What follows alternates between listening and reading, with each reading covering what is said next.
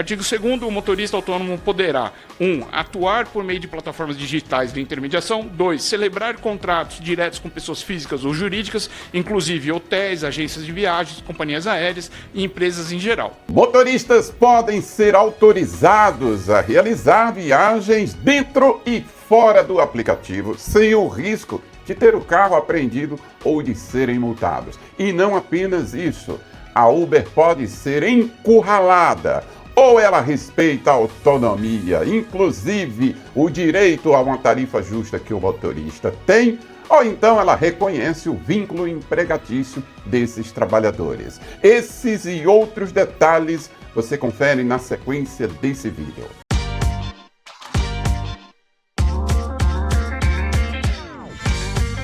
A Comissão Especial da Câmara dos Deputados, responsável por elaborar a regulamentação de trabalhadores por aplicativos no Brasil, recebeu com grande satisfação, manifestada pelo seu relator, algumas propostas apresentadas durante a 7ª reunião extraordinária dessa comissão. Declaro aberta a 7ª reunião extraordinária da Comissão Especial, destinada a proferir parecer ao projeto de lei complementar 152 de 2025, que regula os serviços de transporte remunerado privado individual de passageiros prestados pelas empresas operadoras de plataforma digital. A reunião foi a primeira em que a Câmara convidou os motoristas. Estavam lá lideranças de associações, também lideranças sindicais, e cada um teve a oportunidade de falar, inclusive o Claudião, que não é liderança nem de sindicato, nem de associação,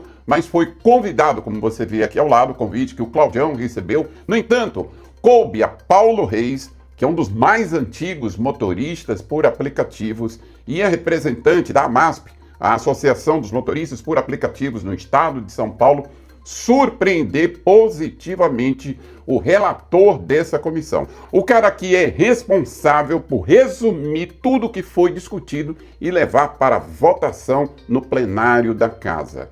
Ele ficou impactado e pediu ao Paulo Reis que disponibilizasse essas propostas para que a comissão analisasse com mais carinho, tendo em vista o interesse que o relator demonstrou nessas 3 propostas que foram apresentadas. Uma delas altera a lei dos taxistas, e você vai entender os detalhes. A outra altera o Código Civil e a terceira altera a CLT. Essas 3 alterações, se aprovadas pela Câmara, meu amigo, muda completamente o cenário desfavorável que hoje os motoristas têm em relação à Uber, por exemplo. Presta muita atenção nos detalhes, porque o impacto causado com essas propostas foi muito grande. E eu tenho certeza que vai criar uma expectativa muito positiva em você também. A primeira proposta de alteração é do artigo 722 do Código Civil. Veja o que disse Paulo Reis. Primeiro de tudo, a inserção de um parágrafo único no artigo 722 do Código Civil, que trata do contrato de mediação. Esse parágrafo vai dizer o seguinte: não se caracterizará corretagem a atividade desempenhada por empresas de intermediação digital que, por meio de plataformas tecnológicas, organizem, determinem preço, distribuam ou controlem a execução do serviço prestado, hipótese em que serão consideradas tomadoras de serviço. Ou seja, quer controlar, assume a responsabilidade do vínculo empregatício. Não quer controlar, cada um no seu quadrado. Para você entender melhor, a proposta apresentada enquadra a Uber a ela assumir o papel dela na relação com motoristas. Ela diz que ela é simplesmente uma mediadora. Não, nós conectamos motoristas a usuários. Mentira! Ela define preço, ela pune motorista, enfim, ela faz tudo que um empregador faz. Portanto, se ela diz que é mediadora, mas age como uma empregadora, então que ela se defina. Essa alteração proposta pelo Paulo Reis é crucial para que a Uber saia de cima do muro, para que ela tire a máscara. Então, se ela vai ser mediadora, olha o impacto disso. Se ela diz, não, nós somos mediadores, então tudo bem, você não vai poder punir motorista, e o principal, não poderá definir o preço do serviço. Pimba! E com base nessa proposição, afeta também a CLT. Seguindo nessa mesma seara, nós sugerimos uma alteração, uma nova redação no artigo 2º da CLT, incluindo o parágrafo 3º. Equiparam-se a empregadores para fins de responsabilidade trabalhista e previdenciária as empresas de intermediação digital que, por meio de plataformas tecnológicas, organizem, distribuam, fiscalizem ou estabeleçam condições essenciais para a execução dos serviços por trabalhadores autônomos cadastrados, sendo considerados tomadores de serviço. A inserção do parágrafo 2º. Consideram-se para efeitos desse artigo as empresas de intermediação digital que, por meio de plataformas tecnológicas, disponibilizem serviços, tal, não sei o quê, sendo responsáveis pelo recolhimento das contribuições previdenciárias devidas pelo trabalhador autônomo e pela cota patronal correspondente. Ou seja, a lei já existe, ninguém está reinventando a roda, ninguém está fazendo nada. A lei já existe, só vai ser aplicada. Ou seja, o motorista vai ter retido na fonte pelas plataformas o valor da cota, da cota parte dele pela Previdência e a empresa vai fazer o recolhimento dela. Quem é intermediador fica isento dessa parte e quem é operador faz o recolhimento. Ponto. A gente garante que os pequenos vão poder trabalhar e, ao mesmo tempo, faz com que os grandes paguem pela parte deles. A outra alteração proposta pelo Paulo Reis nessa reunião da comissão especial que vai definir a regulamentação de motoristas foi na lei dos taxistas. Aí você que é motorista por aplicativo diz, o que é que eu tenho a ver com táxi? Preste atenção na explicação para você entender. Eu vou colocar aqui duas leis, a Política Nacional de Mobilidade Urbana, a Lei 12.587 de 2012 e a Lei 12.468 de 2011, que regulamenta a profissão do taxista. Por que eu coloquei a lei do taxista? Porque aqui, na Política Nacional de Mobilidade Urbana, nós fazemos uma proposta da inserção do parágrafo 3º no artigo 11A, com a seguinte redação. O motorista autônomo que utilize veículo particular para a prestação de serviço de transporte remunerado privado individual poderá exercer sua atividade mediante intermediação por plataformas ou por contratos diretos com pessoas jurídicas, vedada a captação em via pública ou utilização de pontos de táxi. Aí você se pergunta, por que essa alteração na lei do taxista se nós somos motoristas por aplicativos? Você vai entender melhor na sequência desse vídeo, com a última proposta apresentada pelo Paulo Reis. Mas eu diria para você que, de maneira resumida, ficou claro com essa alteração que motorista por aplicativos não pode, por exemplo, fazer captação de clientes direto. A proposta abrange a liberdade para os motoristas não ficarem presos a Uber.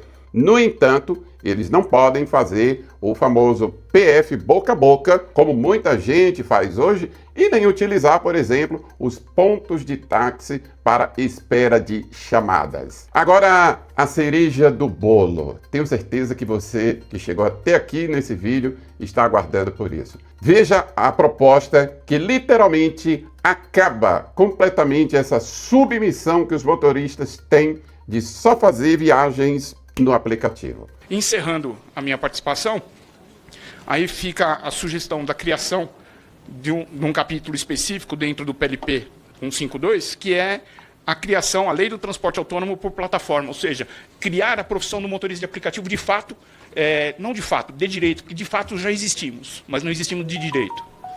E aí, no artigo 1º, obviamente, é reconhecido o transporte autônomo privado individual de passageiros exercido por pessoa física que, mediante contrato direto ou intermediação digital, presta serviço de transporte remunerado com veículo particular. Artigo 2º, o motorista autônomo poderá 1. Atuar por meio de plataformas digitais de intermediação. 2. Celebrar contratos diretos com pessoas físicas ou jurídicas, inclusive hotéis, agências de viagens, companhias aéreas e empresas em geral. Ou seja, meu amigo, essa proposta cria de fato e de direito a profissão do motorista autônomo e não motorista por aplicativos. A diferença é que motorista por aplicativos fica obrigado a só realizar viagens que forem direcionadas por Uber, 99, InDrive, enfim, qualquer um desses aplicativos.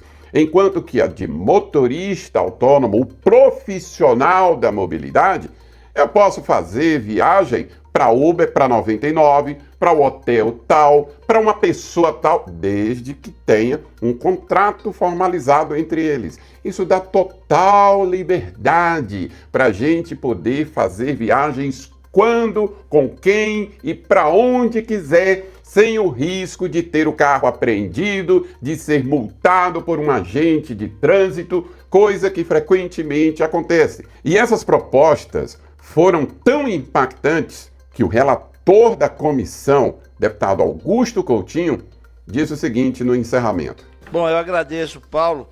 Inclusive, muito importante receber suas sugestões. A nossa consultoria está aí participando.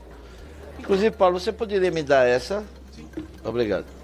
E vamos ficar na corrente positiva para que essas propostas que foram bem-vindas pelo relator sejam aprovadas. Uma vez que isso aconteça, meu amigo, a gente vai dar um suspiro, a gente vai trabalhar de outra forma, sem aquela canga da Uber no pescoço, tendo a liberdade para poder fazer viagens como, com quando e para onde quiser. E mais do que isso, a Uber tem que se definir. Você vai continuar definindo o preço? Então você registra a carteira, que é o que ninguém quer.